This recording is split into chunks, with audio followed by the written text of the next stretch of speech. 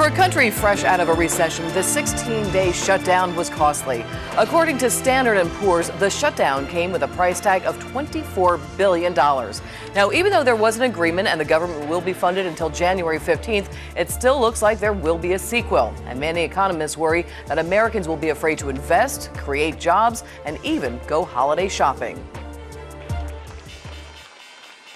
Major European stocks and the dollar fell on Thursday as market relief over a U.S. budget deal gave way to new worries.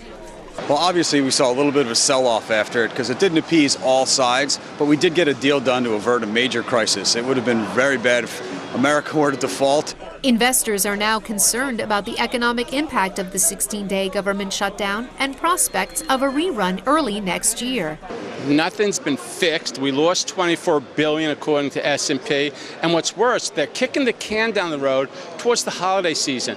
That's when America shops. And we noticed with the last shutdown in 2011 that Americans pulled back on their spending. So we're concerned going into the holiday season that, you know what, consumers may say, hey, I'm not buying that big ticket item. Let's wait till after the new year, if anything. The overnight deal approved by Congress funds the U.S. government until January 15th and raises the debt ceiling until February 7th. But it has failed to resolve fundamental issues over spending and deficits that divide Republicans and Democrats.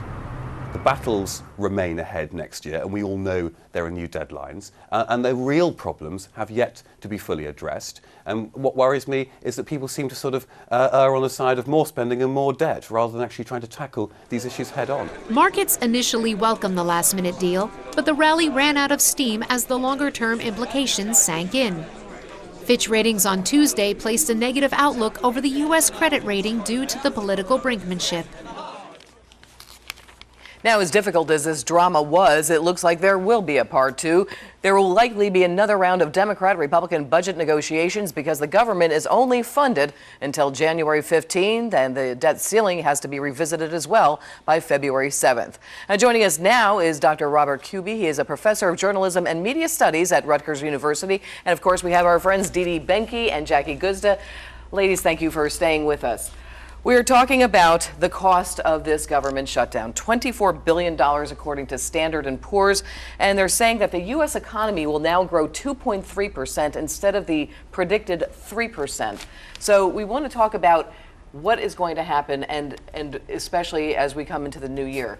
Dr. Kubey, you're joining us for the first time here on Fresh Outlook. We thank you so much. Give us some of your insight as to what this is going to do in the short term and long term. I'm not an economist, and I don't play one on TV. But I think that if there's any damage done, it's been to the right wing of the Republican Party. And I think there's been another hit to the morale of the American public just to see this again. And I think the more sophisticated and knowledgeable members of the public have said, I've heard them on the radio saying, they do this, they take us right to the edge, they never go over, but I'm getting tired of it. And so we lost some odd billions of dollars. The only thing I'll say positively, but it's a really sad note, is I believe we are $2 trillion in debt to the Chinese alone. So that 23 billion or 27 billion seems like a lot of money. I wouldn't mind having it, but and we certainly know that you're not an economist. As we said, you are a professor of media studies, and we're going to get back to the media coverage of this this government shutdown. Dee Dee, thoughts on this, and just how much money now that we are looking at in terms of the loss? When you're talking about 2.3 and 3, I don't know. I don't think it's that big of a difference, especially when you're talking about how much money we are in debt, and that was the whole point. I mean, what the Republicans are trying to do is to not keep raising the debt ceiling so we don't keep going in the debt more and more and more. Every time you raise the debt ceiling, okay, let's print off more money. I mean, we need to start cutting, and cutting a lot. And also the fact that Obamacare is so costly. So that was what the Republicans were trying to do, and I do think as time goes on, Americans are going to see that. But we'll see what happens in January after Obamacare is trying to be implemented and it continues to fail.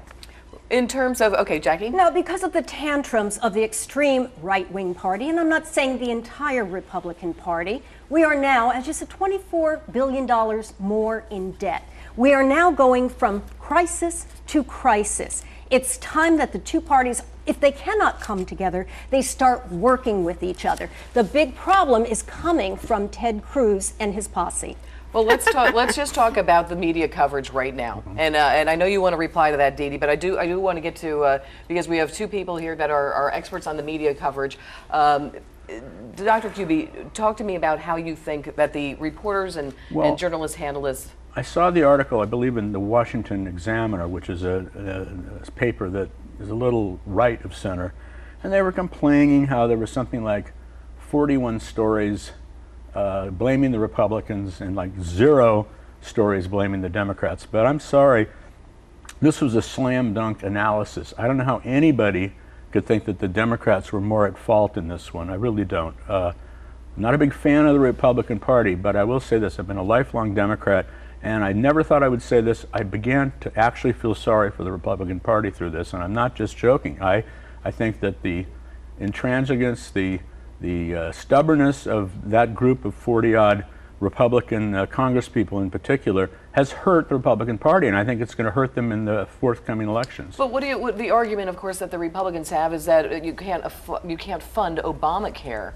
and so that this is something that they were trying to protect. Well, I haven't run the numbers. I know I haven't run the numbers, but I would say this: the more people who sign up for it, and we already see evidence that more people are signing up than was even predicted, the more that's going to bring the price of it down, because with volume, things cost less. But I'd be curious what, I know you're going to disagree, Dee Dee. Well, I'll tell you, it'll be interesting if more people can sign up, because as I said in the earlier segment, it took me 4 hours, and I have not even been able to sign up yet. Ooh. As a reporter, I've been trying to. That's not good to hear. So, Dee Dee? Yeah, I just really, I mean, we'll see. Time will tell. Look, I mean, none of us are soothsayers, but, you know, there's a lot of consternation.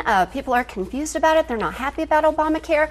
I think what you're saying, Jackie, and I understand, well, let's see what happens. Okay, well, we'll see. But I do think that in the end, it's not going to help the Democrats, because it's a 1,000-page piece of policy that everyone is struggling with, to the point where President Obama himself, he keeps delaying all these parts of the program that are unpopular because of the midterm election. So we'll see what happens. I think Obamacare will be the albatross around the Democrats' I think neck. what you said is a misrepresentation. There are not that many people relative that do not like so-called Obamacare. There are a million polls that say that. Let's look at what really happened this week. I want to go back to the media coverage, though, of and concentrate on that. Sure. Do you think that journalists did a good job? Were they fair? And I guess it does depend upon which network you were watching. But do you think they were fair, Dee Dee? Well, as you said earlier, Mia, it's not just the Republicans. The president's not doing very well either, and it's pretty close. I think Republicans slightly got worse press because it's mainstream media. They don't like the conservatives, okay, but that's about average. But I don't think anyone wins in D.C. People aren't happy with the president. They're not happy with Republicans, Democrats. D.C. right now just looks dysfunctional. D.C. is dysfunctional right now, and they look dysfunctional. And that's Democrats, but too. But look what We can happened all in the agree on this. mainstream media. I'm not talking about the far right. I'm not talking about the far left in media.